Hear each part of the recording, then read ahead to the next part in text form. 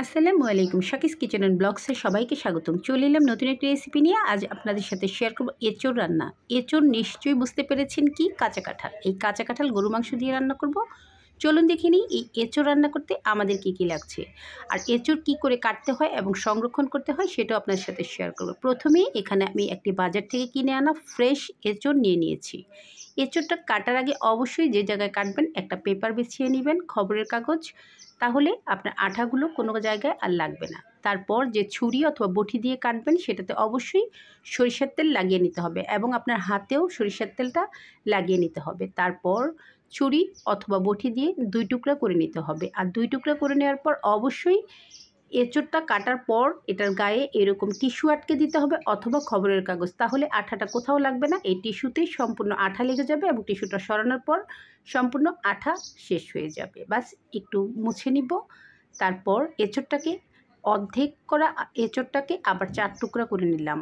এঁচোড়টা অনেকটাই শক্ত হয়ে গিয়েছে, এটা কাটতে কিন্তু অনেক কষ্ট হয়েছে, কিন্তু খেতে অসম্ভব টেস্টি ছিল। 4 টুকরা করার পর আবার ছোট একটি টুকরা করে নিয়েছি এবং কাটার অংশটা একটু মোটা করে ফেলে দিতে হবে। এভাবে এঁচোড় কেটে নিলে কিন্তু কোনো রকম ঝামেলা ছাড়াই আপনি কেটে নিতে পারবেন। তারপর সামনের যে অংশটা সেটাও আমি অনেকটা কেটে ফেলে দেব। এই অংশটা কিন্তু সিদ্ধ হতে চায় না, তাই খুব ভালো করে এটাকে কেটে ফেলে দিতে হবে। তারপর আরও একটি টুকরা করে নিয়েছি। আমি যেহেতু মাংস দিয়ে রান্না করব তাই টুকরাগুলো একটু বড়ই করব। তারপর এটাকে আরও 3টা টুকরা করে নিব। আর এখানে টিপস হচ্ছে, আপনি এঁচোড় কাটার পর অবশ্যই হলুদের পানিতে ভিজিয়ে নিতে হবে, এতে করে এঁচোড়গুলো কালো হয়ে যাবে না আর আঠাটাও আপনার হাতে মোটেই লাগবে না। আমি আপনাদেরকে দেখিয়ে দিব আজকে এঁচোড় কাটার পর হাতে অথবা ছুরিতে কিন্তু একটুও আঠা লেগে থাকেনি। হলুদের পানিতে আমি এখন এঁচোড়গুলো ভিজিয়ে নিব এবং একে একে সম্পূর্ণ এঁচোড়টাই এভাবে কেটে নিব। দেখুন ছুরিতে কোনো রকম আঠা নেই, যে আঠাটুকু লেগেছিল সেটা কিন্তু সরিষার তেলের কারণে আমি একটি টিস্যু দিয়ে মুছে নিয়েছি, সম্পূর্ণভাবে পরিষ্কার হয়ে গিয়েছে, হাতেও কোনো আঠা লাগেনি। এভাবে হলুদের পানিতে কিছুক্ষণ ভিজিয়ে রেখে এই পানিটা চেঞ্জ করে আমি সিদ্ধ করে নিব। অবশ্যই এঁচোড়টা আপনাকে সিদ্ধ করে নিতে হবে, এতে করে কালারটা অনেক সুন্দর হবে এবং রান্নাতেও খুব সহজ হবে। হলুদ আর সামান্য একটু লবণ দিয়ে এটাকে আমি সিদ্ধ করে নিচ্ছি। আর এঁচোড় কিন্তু এভাবে কেটে নিলে আপনি খুব সহজেই কেটে নিতে পারেন। অনেকেই ঝামেলা মনে করে এর জন্য খেতে পারে না। দেখুন যখন মোটামুটি সিদ্ধ হয়ে গিয়েছে ঠিক তখন আমি চুলাটা বন্ধ করে দিয়ে এঁচোড়গুলো উঠিয়ে নিব একটি স্ট্রেনারের মাধ্যমে, একটি চালনের মধ্যে। আর এই এঁচোড়টা অবশ্যই রান্নার আগে আরও কিছুটা প্রসেস আছে, আমি অবশ্যই আপনাদের সাথে সেটাও শেয়ার করছি। এঁচোড়টা যখন মোটামুটি ঠান্ডা হয়ে আসবে ঠিক তখন এঁচোড়ের মধ্যে যে কাঁঠালের বিচি থাকে সেটা কিন্তু ফেলে দিতে হবে। যদি একদম কচি হতো এই এঁচোড়টা তাহলে বিচিটা না ফেলে দিলেও হতো, আর কাঁঠালের বিচির গায়ে যে মোটা একটা খোসা থাকে সেটাও কিন্তু ফেলে দিতে হবে। এগুলো সিদ্ধ হয় না, রান্নার পর মুখে লাগলে কিন্তু ভালো লাগে না, তাই অবশ্যই খুব ভালো করে এটাকে এভাবে ফেলে দিতে হবে। তারপর ঠিক এই পর্যায়ে আপনি এটাকে একটি পলি ব্যাগ অথবা জিপলক ব্যাগে রেখে সারা বছরের জন্য চাইলে সংরক্ষণ করে নিতে পারেন। আমি সংরক্ষণ করব না, আজকে এইটুকু আমি রান্নাই করব। যেহেতু গরু মাংস দিয়ে রান্না করব তাই এখানে 1 কেজির চেয়ে একটু বেশি গরু মাংস আমি খুব ভালো করে ধুয়ে পানি ঝরিয়ে নিয়েছি। তারপর এখানে অ্যাড করে দিলাম স্বাদ অনুযায়ী লবণ। আমি আজকে রান্নাটা পেঁয়াজ বাটা দিয়ে করব। পেঁয়াজ বাটা দিয়ে করলে এর গ্রেভিটা খুব ভালো হয়, তাই চেষ্টা করবেন এই রান্নাটা পেঁয়াজ বাটা দিয়ে করতে। 2 টেবিল চামচ পরিমাণ পেঁয়াজ, 1 টেবিল চামচ পরিমাণ আদা রসুন বাটা, 1 চা চামচ পরিমাণ হলুদের গুঁড়া, সাথে অ্যাড করে দিব কাশ্মীরি লাল মরিচের গুঁড়া 1 চা চামচ পরিমাণ। যদি ঝাল বেশি খেতে চান সেক্ষেত্রে আপনি ঝালের পরিমাণটা একটু বাড়িয়ে দিতে পারেন। তারপর এখানে অ্যাড করে দিলাম 1.5 চা চামচ পরিমাণ ধনিয়ার গুঁড়া, 1 চা চামচ পরিমাণ জিরা গুঁড়া। তারপর একটা স্টার আনিস অ্যাড করে দিলাম, এতে করে ফ্লেভারটা খুব ভালো আসে। আপনারা এটা চাইলে স্কিপ করতে পারেন।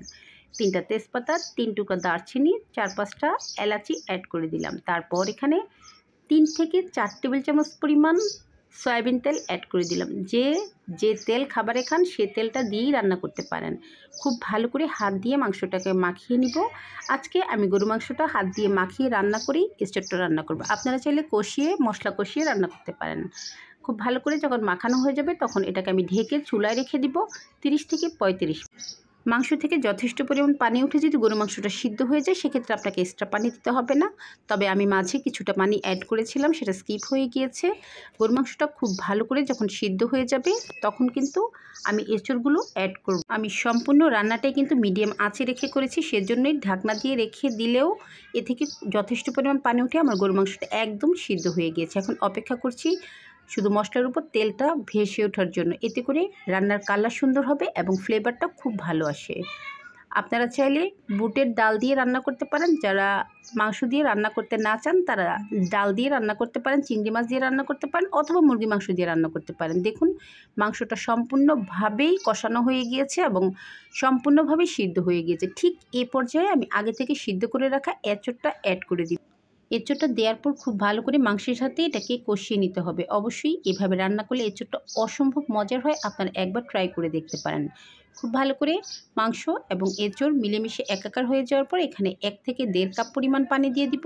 একটু পানি দিয়ে যদি রান্না না করি এতে করে কিন্তু এঁচড়ের ভিতর মশলা ঢুকবে না, খেতেও ভালো লাগবে না। এখন চুলা আঁচটা একটু বাড়িয়ে দিব, যখন এটা খুব ভালো করে ফুটে উঠবে ঠিক তখন চুলা আঁচটা কমিয়ে দিব এবং এই মিডিয়াম আঁচে রেখেই রান্নাটা কমপ্লিট করব। ঠিক যেই পরিমাণ আপনি ঝোল রাখতে চান ঠিক সেই পরিমাণে আসলেই এটাকে চুলা বন্ধ করে দিব।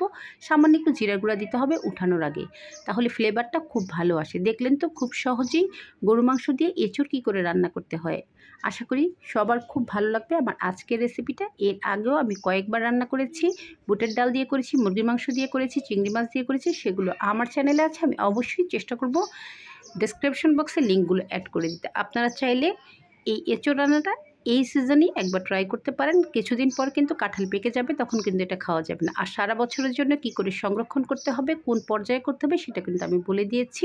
আপনারা চাইলে সংরক্ষণ করেও রেখে দিতে পারেন, রান্নার কিছুক্ষণ আগে নামিয়ে শুধুমাত্র রান্না করলেই দেখবেন একদম ফ্রেশ এঁচড়ের স্বাদ পেয়ে যাবেন। দেখতে যতটা সুন্দর খেতে কিন্তু তার চেয়েও বেশি মজার ছিল। যদি আমার আজকের এই এঁচড় রান্না আপনাদের কাছে একটুও ভালো লেগে থাকে please like, comments and share করে দিবেন, সাবস্ক্রাইব করে দিবেন এবং পাশে থাকা বেল আইকনটি ক্লিক করে দিবেন। সবাই ভালো থাকবেন, ধন্যবাদ।